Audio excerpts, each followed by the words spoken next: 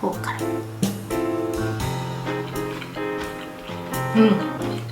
おいしい。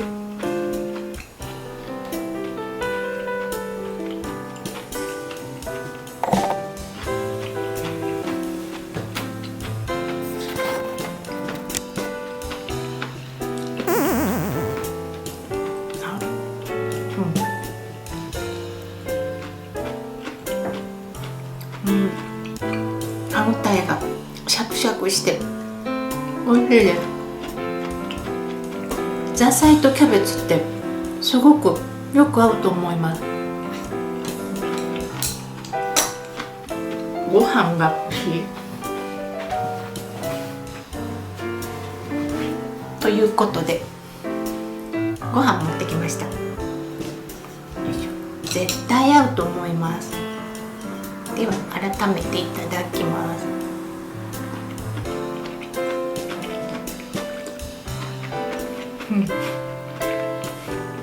うまっ。